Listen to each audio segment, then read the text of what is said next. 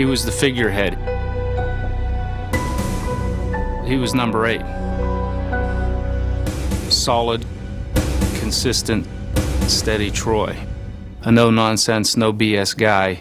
Let's just go out and play football and win. Long ago, the land of Troy was the perfect place to grow up.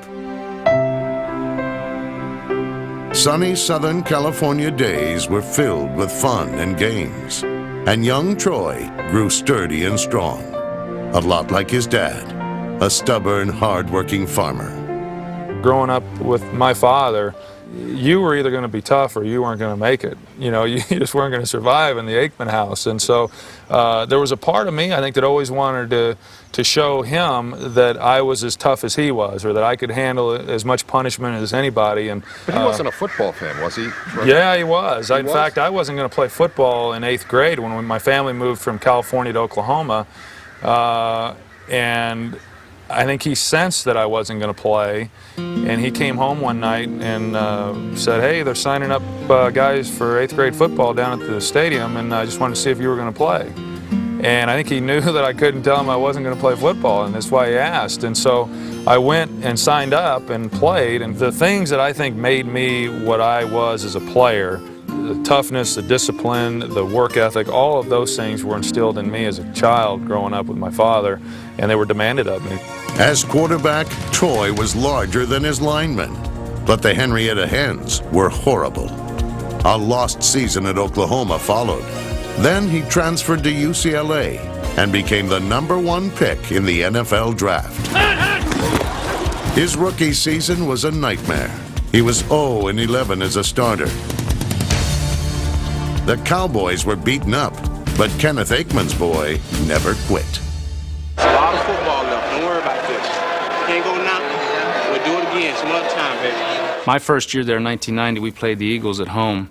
They sacked Troy 11 times. Blasted from behind. Oh, merciful heavens. Setting up, and he's sacked again. They've got him. It wasn't just, pulling a guy down. It was Jerome, and it was Reggie, and it was Seth, and it was Clyde, and it was one right after another, and they were big-time hits. I feel like a point judge. 7, 8, 9, and out. And we lost 24-0. It wasn't that close. But every time he got up and walked back to the huddle, the guys on the field and the people on the bench on both sides knew that this guy was tough. You know, a lot of people would look at you and look at your career and say, well, geez, here's a guy that came in, was a leader, confident right from the start. But was there ever a point when you said, geez, I don't know whether I'm going to cut it here? I never went through a period of saying, boy, I just don't think I can play at this level. I went through periods of saying, I just don't know how long it's going to take before I can play at the level that I know I'm capable of. I thought it could take me, 6 years before I ever even got comfortable with things, but I never doubted that at some point it would happen. It's a big night, guys. Let's start fast and let's compete. 60 minutes. Let's go win on 3. 1, 2, 3, win! Aikman became the ultimate ringmaster, bombing away to the playmaker Michael Irvin, loosening up defenses for the game-breaker Emmitt Smith. It's a supersonic laser blast from Aikman to Irvin for a touchdown. With Captain Comeback himself on hand, Dallas's new star shined bright in the NFC Championship game, making all the plays, especially in crunch time. Aikman and his young Cowboys were going to the big show. From 1-15 in '89 to the Super Bowl, 4 years. That's unbelievable. Do you remember your feelings in that first Super Bowl? I couldn't get my breathing down to normal, and we went in the huddle, and I could hardly call the plays. I was having a hard time catching my breath, and the first pass that I threw was a 3rd down pass to Michael, and he was on a little simple corner route. I threw it about 20 yards over his head, and I was thinking, holy cow, this is going to be, I got to get out of this somehow, and fortunately the game kind of slowed down. And Aikman got hot, completing 22 of 30, with 4 touchdown passes in one of the finest Super Bowl performances ever. Troy Aikman's the MVP. Dallas, your Cowboys are the champions. 4 years earlier, we were the worst team in football. 4 years later, we're winning the world championship, and we're on top of the world in pro football. It was a great time for all of us. Despite winning 6 division titles, 3 Super Bowls, and the most games in a single decade by any quarterback ever, there were whispers. Where was the free spirit, reckless abandon of Steve Young? Dan Marino's gaudy stats and records? Or the heroics and comeback magic of John Elway?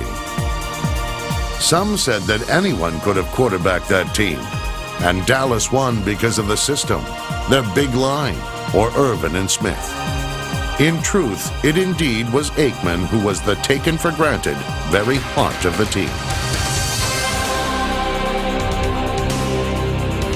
He's the most accurate thrower I think that's ever played the position. When he was right, when he was hot, he was as good as I've ever seen. He was the catalyst. He was the leader, no question about it.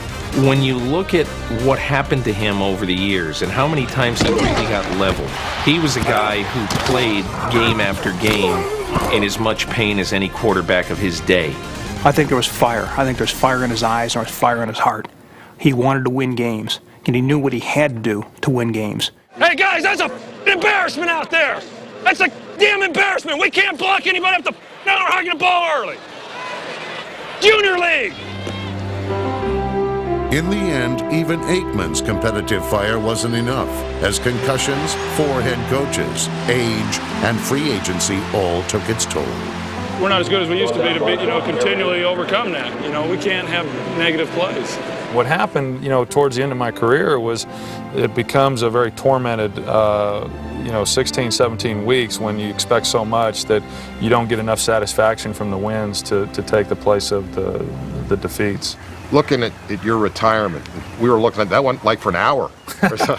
Yeah. Were you surprised at the way you reacted to that? I think it was just the realization that it was coming to an end.